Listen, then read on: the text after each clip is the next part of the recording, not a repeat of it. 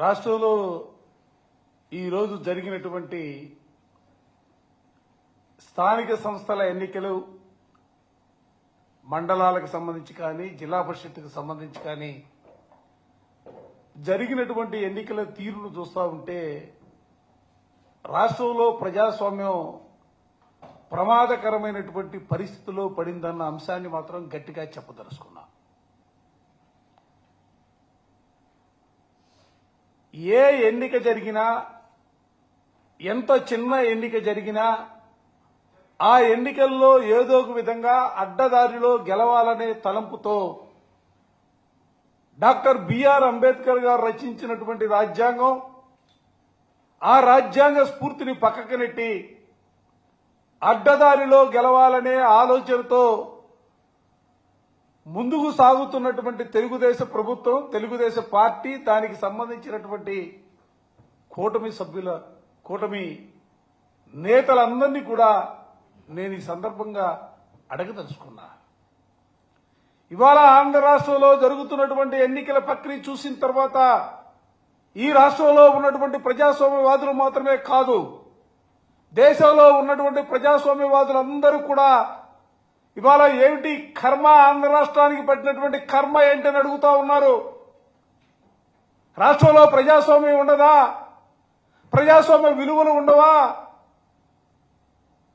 ప్రజాస్వామ్య ఎన్నిక ద్వారా ఎన్నికైనటువంటి సభ్యులు తమ ఓటు హక్కును వినియోగించుకోవడానికి అవకాశాలు లేవని అనేక మంది మిత్రులు ఇతర రాష్ట్రాల్లో ఉన్నటువంటి వాళ్ళందరూ కూడా అడుగుతా ఉంటే నాకు గుర్తుకొస్తా ఉంది. 2 దశాబ్దాల కిందట బీహార్లో ఏ విధమైనటువంటి తుపాకీ సంస్కృతి ఉంటుందో, భయపెడతామో, బెదిరించడమో, ఈ 2 కాకపోతే దాడులు చేయటమో, అది కూడా కాకపోతే ఇవాళ మరో కొత్త మార్గాన్ని ఎంచుకొని అధికార యంత్రాంగాన్ని అడ్డం పెట్టుకుని ఎవరైతే గెలిచినటువంటి వ్యక్తులు ఉన్నారో వారిపైన అనేకమైనటువంటి అక్రమ కేసులు బనాయించి ఏదో ఒక విధంగా వారిని భయపెట్టి బెదిరించి తమకు అనుకూలంగా ఓటు వేయించుకోవడం కోసం చేస్తున్నటువంటి ప్రయత్నాలు చూస్తూ ఉంటే నిజంగా బాధ కలుగుతూ ఉంది. ఎందుకంటే మాటలు చూస్తే మీరు చూస్తూ ఉన్నారు. నేను ఎందుకంటే ఇవాళ మీ ద్వారా రాష్ట్రంలో జరుగుతున్నటువంటి పరిణామాలకు కూడా ప్రజాస్వామ్యవాదులతో పాటుగా ప్రజలు కూడా గమనించమని చెప్పి నేను కోరుతా ఉన్నా. మీరు ఏం చెప్తా ఉన్నారు? చంద్రబాబు నాయుడు గారు 40 సంవత్సరాల ఇండస్ట్రీ, 3 సార్లు ముఖ్యమంత్రి, ఈ రాష్ట్రంలో ప్రజాస్వామ్యాన్ని నేను తప్ప ఎవరు కూడా కాపాడలేరు, దాన్ని ముందుకు తీసుకెళ్లరే ఆయన మాట్లాడుతున్నటువంటి మాటలు ఈ మధ్యకాలంలో చూసాం. ఏ రాజకీయ పార్టీకి సంబంధించినటువంటి వ్యక్తులైనా కూడా వాళ్ళు మా పార్టీలోకి రావాలంటే వాళ్ళు రాజీనామాలు చేసిన తర్వాతనే, వాళ్ళ పదవుల్ని త్యజించిన తరువాతనే మా పార్టీలో చేర్చుకుంటామని ఆయన మాట్లాడుతున్నటువంటి మాటలు, ఆయన చేస్తున్నటువంటి చేతలు చూస్తూ ఉంటే ఎక్కడైనా కూడా కనీసమైనటువంటి పొంతన ఉందా అని అడుగుతా ఉన్నా. ఎందుకు ఇంత దౌర్భాగ్యమైనటువంటి రాజకీయాలు? ఇవాళ మొన్న జరిగినటువంటి ఎన్నికలు చూసినా, మున్సిపాలిటీలు కార్పొరేషన్ ఎన్నికల్లో చూసినా, లేదా ఈ రోజు జరుగుతున్నటువంటి మండల జిల్లా పరిషత్ ఎన్నికలకు సంబంధించి చూసినా చిన్న ఎన్నికలు ఇవి. ఈ ఎన్నికలతో రాష్ట్ర భవిష్యత్తు మారిపోదు. ఈ ఎన్నికలతోనే పార్టీలు మనుగడ ఆధారపడినటువంటి పరిస్థితులు కూడా లేవే. అయినా కూడా ఎందుకు ఇంత తాపత్రపడతా ఉన్నారు? అడ్డదారిన అధికారాన్ని తీసుకోవాలి ఎందుకు మీరు భావిస్తా ఉన్నారని చెప్పిన ఈ సందర్భంగా అడుగుతా ఉన్నా. మీరు చెప్పినటువంటి మాట, రాజీనామాలు చేసే రావాలని మీరు మాట్లాడినటువంటి మాటలు ఏ మూలకెళ్ళాయని అడుగుతా ఉన్నా. ప్రజాస్వామ్యాన్ని ఈ రాష్ట్రంలో ఏ దిశగా మీరు తీసుకెళ్లాలనే ఆలోచనతో ముందుకు సాగుతున్నారని అడుగుతా ఉన్నా. ఇవాళ రాష్ట్రంలో 52 చోట్ల ఎన్నికలు జరిగాయి. 52 చోట్ల ఎన్నికలు జరిగితే 52 చోట్ల కూడా వైఎస్ఆర్ కాంగ్రెస్ పార్టీకి సంపూర్ణమైనటువంటి మద్దతు ఉన్నటువంటి పరిస్థితులు ఉన్నాయే. ఈ పరిస్థితుల్లో మీరు ఏ విధంగా గెలవాలని కోరుకుంటా ఉన్నారు? ఏ పార్టీ సింబల్ పైన గెలిచినటువంటి వ్యక్తులు మీ పార్టీ అభ్యర్థులుగా ప్రకటిస్తా ఉన్నారు? దయచేసి ఆలోచన చేయాలా? ఇవాళ ఒక్కసారి చూడండి, అది ఒక్కసారి ఈ రోజు రాష్ట్రంలో జరుగుతున్నటువంటి ఉప ఎన్నికలకు సంబంధించినటువంటి పార్టీల బలాబలాలను చూడండి, ఒక్కసారి చూడండి, గమనించమని ప్రజలను కూడా నేను కోరుతా ఉన్నా. ఏవి ఎన్నికలతోనే మా భవిష్యత్తు ముడిపడలేదు, అయినా కూడా ప్రజాస్వామ్య విలువలు ఉండాలా, ప్రజాస్వామ్యం బతకాలనే ఆలోచనతోనే దయచేసి గమనించమని చెప్పి నేను కోరుతా ఉన్నా. రాజంపేట వైస్ ఎంపీపీ ఎన్నికలకు సంబంధించి 9కి 9 వైఎస్ఆర్ కాంగ్రెస్ పార్టీ. అనపర్తి నియోజకవర్గం బిక్కవోలు ఎంపీపీ ఉప ఎన్నికలు చూస్తే 20కి 20 వైఎస్ఆర్ కాంగ్రెస్ పార్టీ. తణుకులోని అత్తిరి ఎంపీపీ సంబంధిస్తే 15-15 YSR Congress party. Eluru rural vice ఎంపీపీకి సంబంధించి 11-11 వైఎస్ఆర్ కాంగ్రెస్ పార్టీ. నరసరావుపేటలో 17 సంబంధించి 17 వైఎస్ఆర్ కాంగ్రెస్ పార్టీ గెలిచింది. కావల్లో దగదర్తి వైస్ ఎంపీపీ సంబంధించి 11-11 వైఎస్ఆర్సీపీ.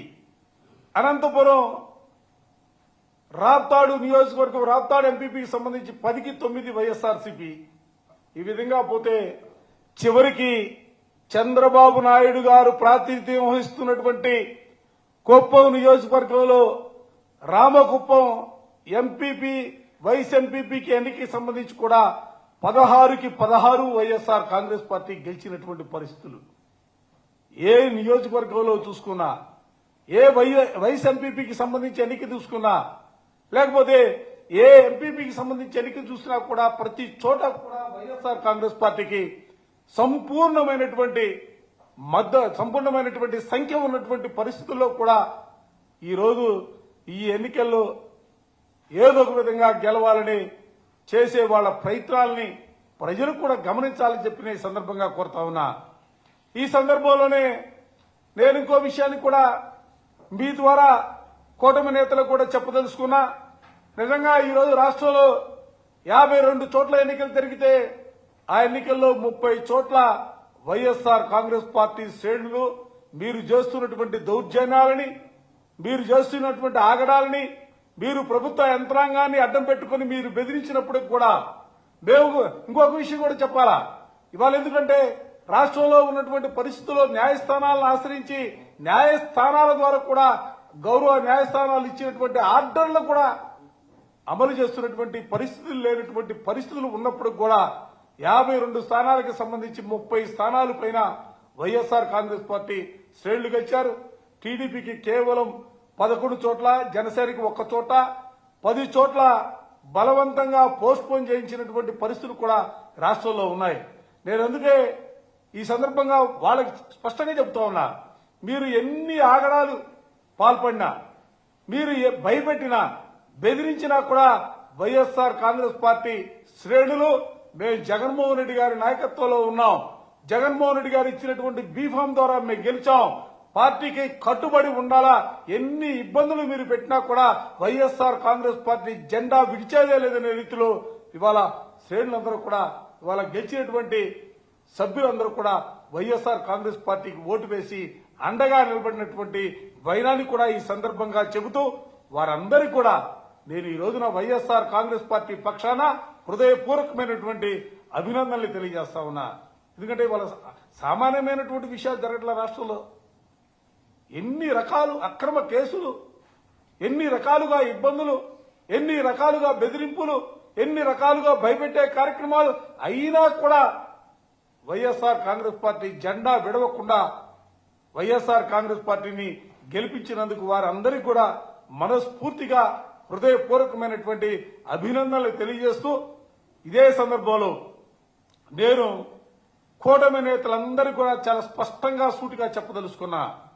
మీరు భయపెట్టో బెదిరించో రకరకాల ఆలోచనలో ముందుకు సాగితే నేను ఎప్పుడో సహజంగా 2 సంవత్సరాల తర్వాత 3 సంవత్సరాల తర్వాత ప్రజల్లో తిరుగుబాటు వస్తుందనేది మనం సహజంగా చూస్తూ ఉంటాం. కానీ మీరు చేసే ప్రక్రియ వల్ల, మీరు చేసే కార్యక్రమాల ద్వారా ఇప్పటికే ప్రజల్లో తిరుగుబాటు మొదలైంది. మిమ్మల్ని ఎదిరించడం మొదలుపెట్టారు. భవిష్యత్తుకు సంబంధించి కూడా మీకు సరైనటువంటి సమయంలో ప్రజానికి సరైనటువంటి తీర్పునివ్వడానికి, మీకు బుద్ధి చెప్పడానికి సిద్ధంగా ఉందన్న అంశాన్ని కూడా ఈ సందర్భంగా గట్టిగా చెప్పదలుచుకున్నా. Thank you.